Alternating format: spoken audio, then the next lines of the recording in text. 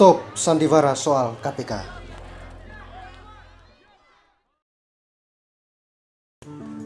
Tepat pada peringatan Hari Kesaktian Pancasila pada 1 Juni mendatang, upaya pemberangusan terhadap Komisi Pemberantasan Korupsi akan paripurna. Pada hari itu, Ketua KPK, Firly Bahuri, dijadwalkan melantik pegawai KPK sebagai aparat sipil negara, minus 51 orang yang mendapat skor merah dalam tes wawasan kebangsaan. Meminjam pernyataan Wakil Ketua KPK, Alexander Marwata, ke-51 pegawai KPK tersebut tidak memungkinkan untuk dibina. Keputusan itu merupakan hasil rapat pimpinan KPK bersama Badan Kepegawaian Negara, Lembaga Administrasi Negara, Komisi Aparatur Sipil Negara, yang juga dihadiri Menteri Pendayagunaan Aparatur Negara dan Reformasi Birokrasi Cahyo Kumolo, serta Menteri Hukum dan Hak Asasi Manusia Yasona Lauli pada Selasa 25 Mei lalu. Rapat itu menilai hanya 24 orang dari 75 pegawai KPK yang tak lolos tes yang masih bisa dibina. Sisanya menurut BKN disebut bermasalah soal kesetiaan kepada Pancasila, Undang-Undang Dasar 1945, NKRI, dan pemerintahan yang sah. Mereka dipastikan tak akan bekerja lagi di KPK ketika kontrak kerja mereka berakhir pada akhir tahun ini. Sepintas keputusan itu seolah-olah melawan permintaan Presiden Joko Widodo yang sepekan sebelumnya meminta tes wawasan kebangsaan tidak serta-merta menjadi dasar untuk memberhentikan pegawai KPK. Namun, jika pidato Presiden itu dipahami lebih teliti, Jokowi memang tidak pernah mengeluarkan instruksi resmi dalam kewenangannya sebagai kepala negara untuk melindungi para pegawai KPK. Dalam pernyataannya yang dirilis di YouTube, Jokowi juga tidak pernah menolak esensi tes wawasan kebangsaan yang sejatinya bermasalah. Pengalian status pegawai KPK menjadi aparatur sipil negara (ASN) harus menjadi bagian dari upaya untuk pemberantasan korupsi yang lebih sistematis.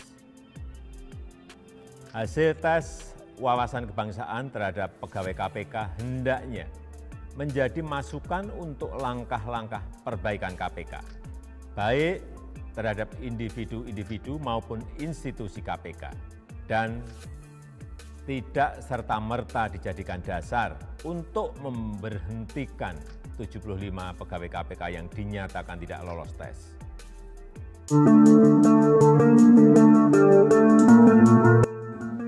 Menteri Yasona, Menteri Cahyo, serta pimpinan KPK dan BKN pasti lebih paham bahwa pernyataan Presiden tersebut lebih merupakan pencitraan semata untuk menyenangkan publik.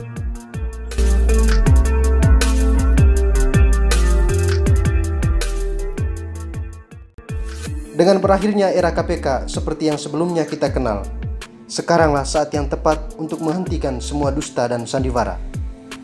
Presiden Jokowi dan jajarannya di pemerintahan tak perlu lagi berwajah dua, seolah-olah membela para pegawai KPK, tapi di belakang layar aktif menggergaji peran mereka yang dinilai kebablasan.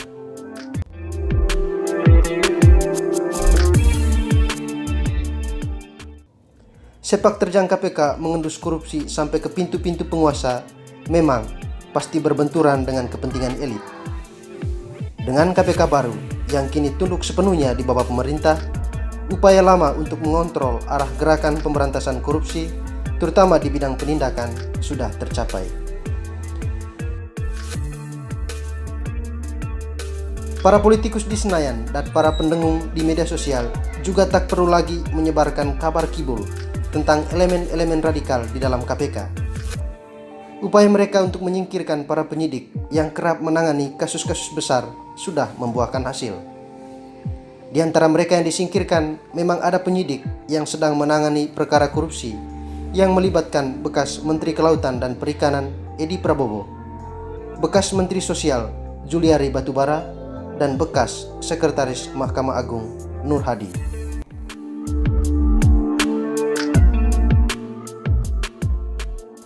Semua penyidikan kasus korupsi kakap itu bisa dipastikan bakal terhambat. Upaya memperluas pemeriksaan pada jejaring elit para tersangka itu juga kecil kemungkinan berlanjut. Kedepan, cara-cara penyingkiran seperti yang dilakukan terhadap pegawai KPK ini bisa jadi akan berulang.